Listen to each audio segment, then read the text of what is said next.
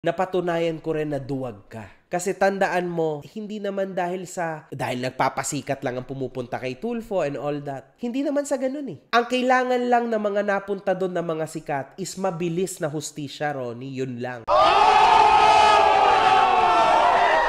Mga kapenyo, tirahin na natin itong may init na issue ngayon. Pasok, intro!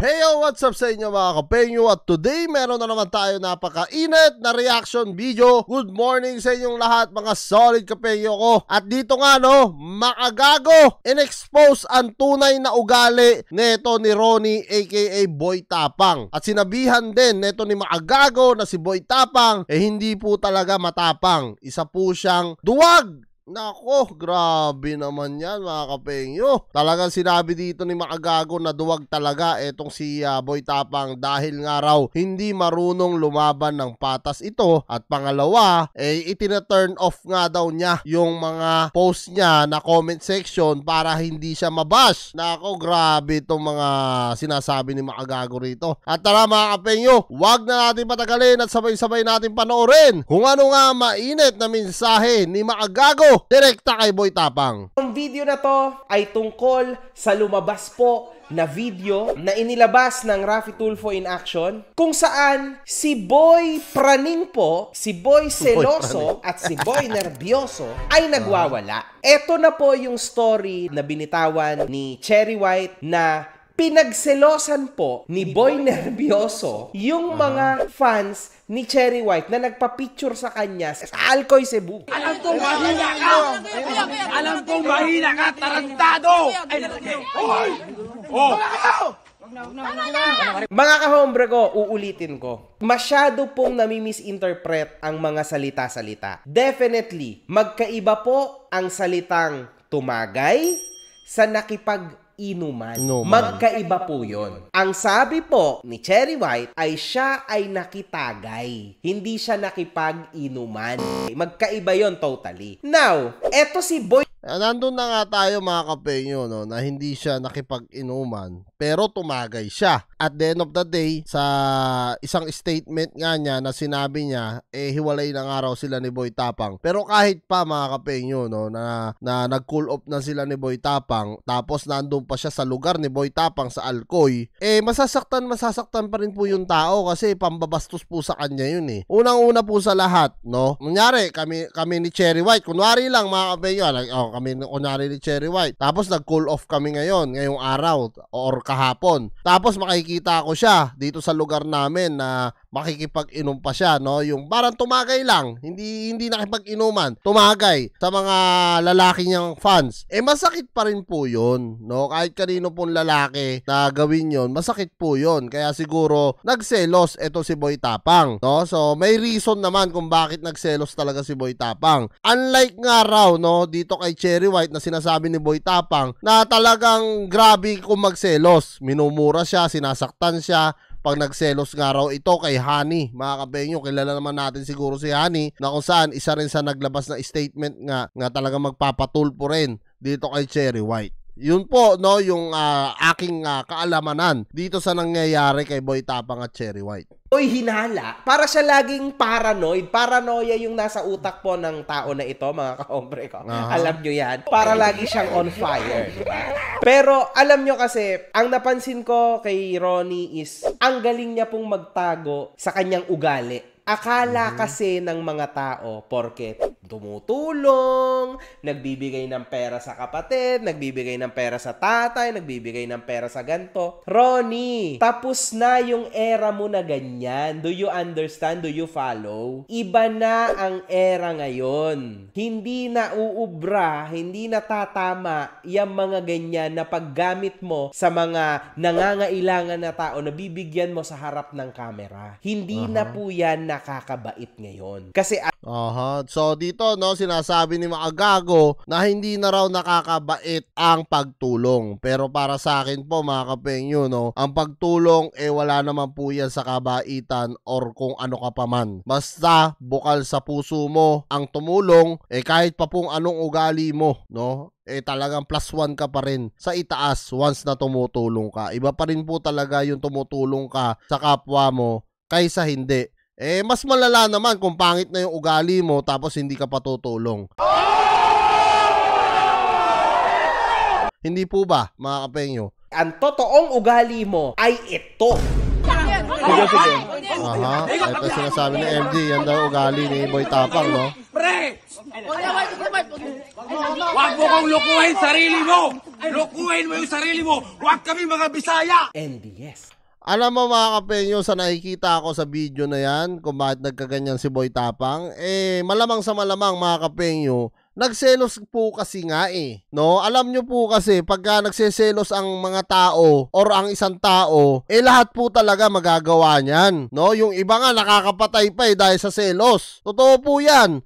Yung ganyan po na malalaman nga niya na nakitagay, hindi po nakipag-inuman na lang, sige hindi. Nakitagay ang kanyang ex, no? Kasi naghiwalay nga daw sila pansamantala sabi ni Cherry White. Yun nga yung sinasabi ng mga tao sa akin, no? Naghiwalay nga daw. Okay, nandun na tayo na naghiwalay sila pansamantala, pero nandun pa rin po na mahal pa rin ni Boy Tapang etong si Cherry White. Tapos nandun pa sa lugar nila mismo sa Cebu, sa Alcoy, na nakikipagtagay nga ako, no, doon sa mga fans. Natural, magsiselos, magwawala ng ganon. Dahil mahal niya pa, no? Pero kung hindi naman mahal ni Boy Tapang yan, sa palagay nyo ba, magaganyan niya, mag-hysterical yan doon, magwawala yan? Siyempre, walang pakialam ba niya kung uminom si Cherry White, di ba? So, yun yung nakikita ko dyan kung bakit nailabas ni Boy Tapang yung galit niya. Kaya kung bakit nababash nga siya ngayon, nagmumukha siya masama nga sa mga tao, no? Dahil po sa pagmamahal niya dito kay Cherry White. Nagwawala ka in public. Alam mo, Ronnie, real talk, ako na ang pinakamasamang tao sa internet. Tas kung iisipin mo, sa Philippines, okay, ako na pinakamasama sa internet sa Pinas. Pero kung iisipin mo, Ronnie, kahit ako, hindi pa ako namataan na nagwawala sa video in public. Iba yung ginawa mo na yan. Tapos sasabihin mo na yung mga naging experience mo dito sa Maynila ay hindi maganda. Well, Ronnie, hindi rin naman maganda yan Pero yung experience mo yan,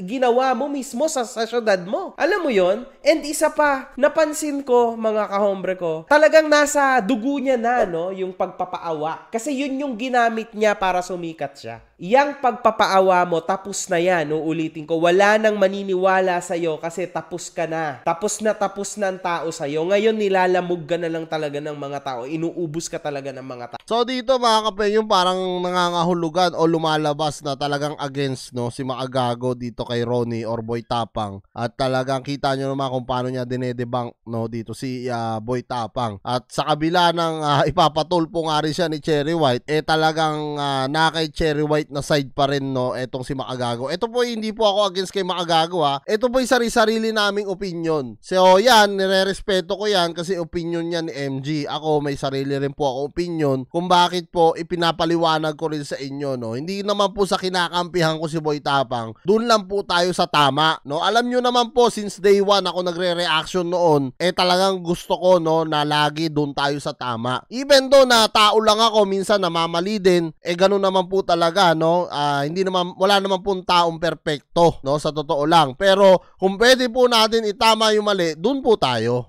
Hanggat mali ang mga sinasamahan mo, parati kang mapapasama. Mabalik tayo dito. Etong yung kaibigan po ni Ronnie ay nag-post few days ago ng video na nakaw, no? Nakaw po ni Boy Tapang. So again, kaso na naman to, Ronnie. Kasi nakaw bawal daw, no? yun. Nag-record ka, tas walang consent. Nung involved dun sa video, walang consent, pero still nilabas mo pa rin. Kaso na naman yan, Ronnie. Isipin mo, hindi ka nag-isip. Hindi yung putangin mo, iiwan mo ako ng ganito lang. Ha? O ayusin mo. Okay nga. Anong okay? Pangit na ugali mo. Mas pangit ugali mo. Pangit ka. Ay putang ina mo, ikaw nag-uuri.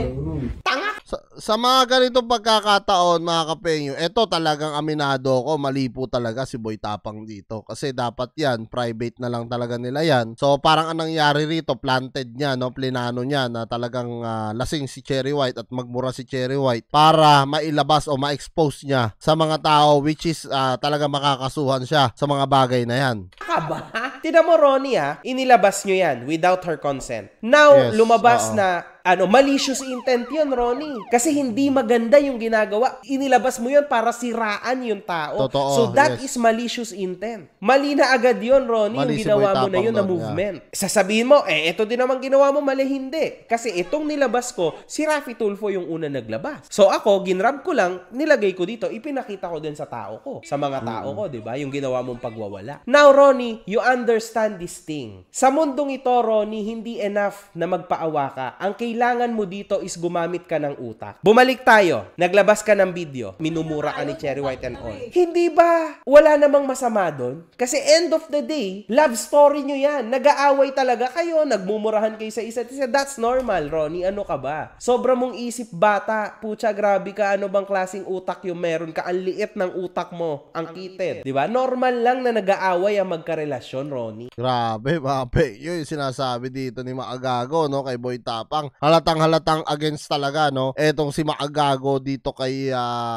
Boy Tapang at parang gusto nga niya mag-matured nga raw. Etong si Boy Tapang. At doon naman sa pagmamatured, no, I don't think na maliit talaga yung utak niya, mga kapengyo. Hindi naman sa kinokontra ko si Maagago, pero sa nakikita ko talaga, parang nagmahal lang talaga itong tao, no, at mahal na mahal niya ito si Cherry White. Doon sa video nilabas sa kanya, kita nyo naman, hindi rin alam ni Boy Tapang yung kinukuwanan lang din siya. Sa totoo lang, alam naman natin yung ibang tao ngayon, may mga cellphone na, pagka may nakita nagwawala, lalo na kung sikat, lalo na kung kilala, kukuwanan ka agad ng video, tapos kung sino yung nagwawala, yun kaagad yung lalabas na mali. Pero at the end of the day, alam naman natin kung ano yung pinagmulan, no, dahil nga sa selos. So tao lang din yung tao, nagselos, natural na magiging ganun yung reaction niya. Ano ka ba? Isa pa, Ronnie, para sabihin ko sa'yo, hindi mo masasabi na nagkamali si Cherry dito, uulitin ko. Kasi, hindi naman yung action niya na to is for you only. For you and her only, yung pagmumura niya sa'yo. Pero anong ginawa mo, yes, Ronnie? Inilabas mo, ipinablish mo. Now, yung ginawa mo, diyan sa pagkakataon na yan, agree ako kay Maagago dyan, no? Kasi nga talagang pangit yung ginawa ni Ronnie na kung saan ni-record niya. Pwede yun, gamitin niya sanang ebidensya. Pero yung pinablik niya, very wrong yun. Very wrong move, Boy Tapang. Doon, talaga may kaso ka ron. Hindi ka naman siguro lasing nung gabing yon, pero tingnan mo kung paano ka nagmaoy, paano ka nagwala. Pucha, parang halos aatakihin mo na si Cherry sa galit, di ba? Yun, Ronnie, ang violence, Ronnie. Yun. Kasi talagang umaakto ka, nasasaktan mo yung tao. So that is the pure mistake that you are getting. Ronnie, alam mo, sa totoo lang, napagkakamalan patuloy ako ngayon na pinagtatanggol ko si Cherry White. Pero mga kahombre ko, ang hirap ipagtanggol ni Boy Tapang. Sobrang mali siya. In fact, bawat araw na lumilipas, bawat post na ginagawa mo, Boy Tapang, wala kang ginagawa kundi ang lalong ibaon ang sarili mo. Boy Tapang, kailangan mo ng tunay na kaibigan na kaya kang sabihan sa gagawin mo sa buhay mo for you to be better. Sinasabi dito ni Maagago, no, na kailangan talaga nito ni Boy Tapang, no, na merong magpapayo sa kanya na kaibigan para maging better nga raw siya. Siguro na kay Boy Tapang na talaga yon, mga kapengyo, no, kung paano niya ayusin yung sarili niya sa ngayon. Dahil nga alam naman natin, napakainit ng issue nga nila neto ni Cherry White at napakainit po ng naging bangayan nga nila sa kanilang paghihiwalay sa loob lamang ng 3 months. Talagang kahit pa 2 months yan, mga kapengyo, once na nagmahalan talaga yan, talagang matindi talaga yung mangyayari dyan, no? Lahat ng baho ilalabas ng mga yan. Hindi mo kailangan ng mga hype man. Hindi. Diyan ka babagsak at diyan ka bumabagsak. Pansin mo ba, Ronnie, kung gaano mo sinisira ang iyong binuong pangalan for a freaking long time dahil lang sa drama mo na to sa pag-ibig mo? Alam mo, Ronnie, konting-konti na lang isusuka ka na ng mga fans mo. They are slowly turning their back on you. Ako, nauna na akong magising Hindi na kita makilala. slowly yung mga tao mo hindi ka na rin makilala. Talagang na-expose ka ng tuluyan dito sa bawat post mo, binabaon at binabaon mong sarili mo. Ronnie, kung ako sa'yo,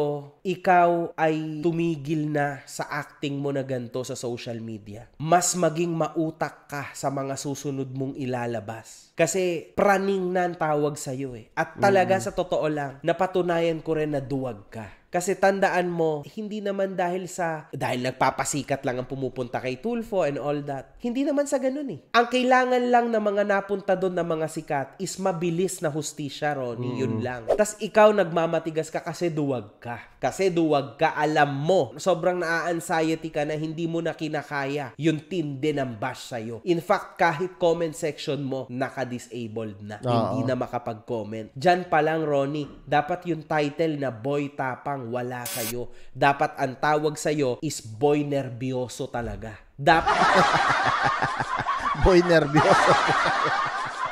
Pero sa totoo lang may punto no dito si Maagago about nga doon sa sinasabi ni Boy Tapang na for the views na naman ang ginagawa ni Cherry White kaya nagsumbong sa Tulfo. Siguro si Cherry White talaga hindi na nakapagtimpe dahil nga binantaan kasi nito ni Boy Tapang na magpapatulpo siya. So ang ginawa nito ni Cherry White, inunahan na niya no para talagang magkaalaman na kung sino talaga nagsasabi ng totoo. So may ebidensya si Ronnie, may ebidensya rin si Cherry White kaya wala rin takot si Cherry White na magsumbong talaga dito sa Rapid Tulfo in action. Pero yung sinasabi ni Boy Tapang na for the views, tama si Maagago, kalokohan yun. No, lahat naman ng pupunta talaga kay Tulfo, talagang may mga hinain sila at gusto nilang maayos. Dapat ikaw si Boy Nervyoso, Boy Duwag. Kasi hindi ka talaga matapang, Ron. Tapang, yes. Isa kang malaking duwag. Kasi sobrang immature mo, hindi mo kayang harapin ang problema, kundi tinatakasan mo lang. Grabe mga kapengyo, no? Yung mga